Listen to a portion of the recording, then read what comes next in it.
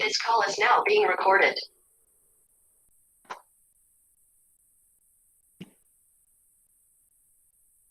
Yeah, here is the quick recap of the previous class. We discussed about interference in the sensing network or the sensor systems. Now, this interference can be caused due to the external noise signals which are produced due to the coupling or due to the electronic circuitry that is being used in the sensing system. Basically, the electronic components which are used in the sensing system or the overall system which is used for measurement or sensing of any particular parameter, they are basically, in case of all the electronic network, they are basically the resistors, capacitors or inductors. Hence, we can classify the interference generated due to this type of coupling: resistive, capacitive or inductive type of coupling. Now, any undesired signal which is generated due to this and that is being sensed by the sensor is broadly termed as interference in the measurement system or sensing system. Now, basically the resistive interference which results in some drop of the voltage across these elements, across the couplers or across, that could be lead wires or simple the wires which are used for connection, or maybe improper grounding. So all these are the reasons for generation or origination of the resistive interference. Now here, yesterday we discussed a circuit where because of improper grounding, we have this kind of an additional voltage VI which is interfering with the actual measurement of the voltages or the actual voltage that is being applied across the difference inputs of the amplifier. So how to overcome them? By simply proper grounding mechanism, we can overcome them. Now in the next part, that is in the capacitive coupling, we discussed about the different capacitive effects formed between any two conductors. And this is always producing certain amount of microvolts. They can be additive or subtractive in nature to the actual voltage which is measured by the sensor. Whenever there are any two conductors, between them, if they are separated by any insulator or even air, there is every possibility that the capacitor is going to be formed. And the effect of this capacitance, here you can see between conductor 1 and 2, there is a capacitance C12, and between this conductor 2 and ground, there is a capacitance C2. Again, between conductor 1 and ground, there is a capacitance C1. So all these three capacitors are going to have some voltage produced, which in turn is going to be either added or subtracted to the actual voltage which is measured by the sensor. So if it is an impedance of the amplifier or the instrumentation amplifier or the immediate next stage, if the impedance, input impedance is less, then it is frequency dependent. So under such cases, the voltage which is getting dropped across the actual input impedance, that is VR, which is nearly equal to j omega R C12, and into V1 is the voltage which is produced between them. So here it is dependent on the frequency, which is always undesirable in any measurement system. If it depends upon the frequency, with the increase in the frequency, the voltage produced goes on changing. So this is unwanted, and this kind of an interference, somehow it has to be reduced. Similarly, if the input impedance is very, very high, under such cases, it is not dependent on the frequency, but it is still dependent on the capacitor between conductor 1 and 2, and it is proportional to this capacitance. Now, to minimize them, there are different grounding or additional shunting capacitor connections.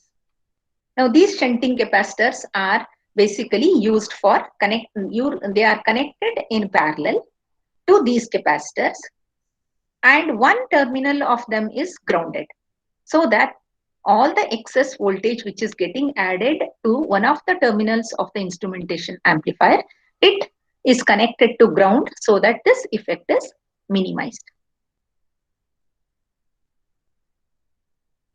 Now there is one more solution that is known as shielding. Shielding is nothing but one of this conductor is partially covered by a conductor, and this conductor is connected to either ground or to a reference voltage, such that a fixed amount of current only is made to flow. And if it is connected to ground, naturally the excess voltages are made to flow to this in the form of leakage current. So by doing this, the effective capacitance between the two conductors, say 1 and 2, which we have taken in the example, so here this gets reduced. Because these two, instead of getting added, this automatically, when it gets reduced through ground connection or reference point connection, reference voltage connection, this total capacitance gets reduced. As a result, the voltage which is getting developed here, which was proportional to the capacitance here, now no longer it remains same. It is not, because this voltage is, this capacitance is reduced. So the voltage is not dependent on this capacitance no longer.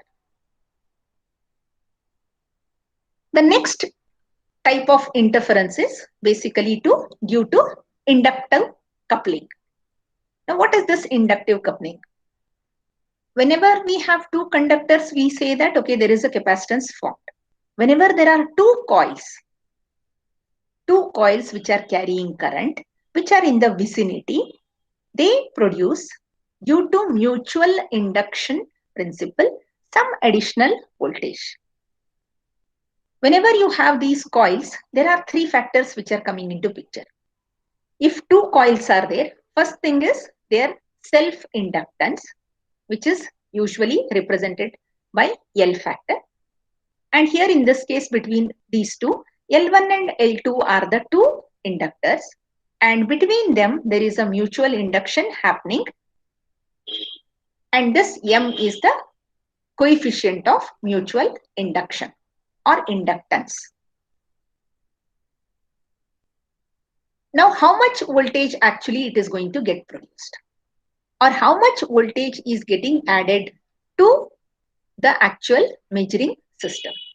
That depends upon how close these are kept. If they are closely kept or they are in the very close vicinity, then whatever is the magnetic flux produced due to the current flowing through them, that is equal to the flux density due to the current flow. How much is the flux produced? So the flux density into the area of cross section of these coils. Here we have the formula. So how much is the mutual inductance, M, which is equal to the number of flux lines produced divided by the current flowing. Now, what is the amount of voltage induced due to this flux, magnetic flux, which is usually represented by capital B, and the loop area usually represented by capital S? Then the amount of voltage produced due to the current flowing and hence the magnetic flux produced, B, is equal to B dot ds integrated over the area S. If the area is more, area of the loop is more, then the voltage induced is going to be more, because more number of flux lines are going to be cut by this particular area. As a result, more voltage is going to be induced. If you want to reduce this voltage induced, the area of this loop should be reduced. This is usually achieved by twisting these coils, twisting the coils so that the area is reduced, or the loops are connected in such a way that there is no common area for cutting the flux lines.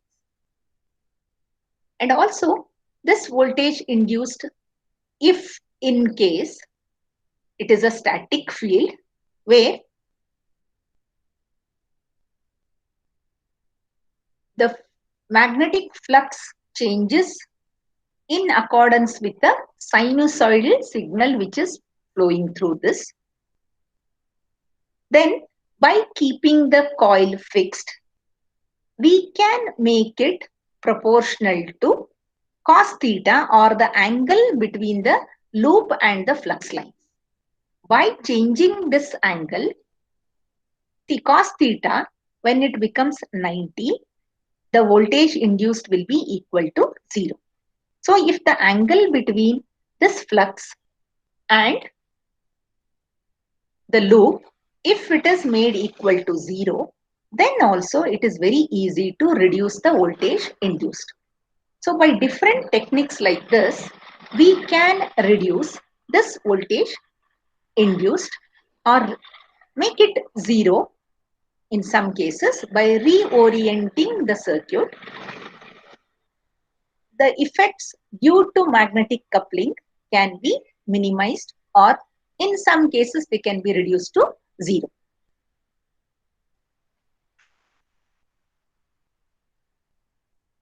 So these are the different techniques. By twisting or by reorienting the circuit, we can reduce it. Or by reducing the area, yes, we can reduce the. So these are the different ways in which we can reduce the flux produced or the area of the loop. The magnetic interference can be reduced.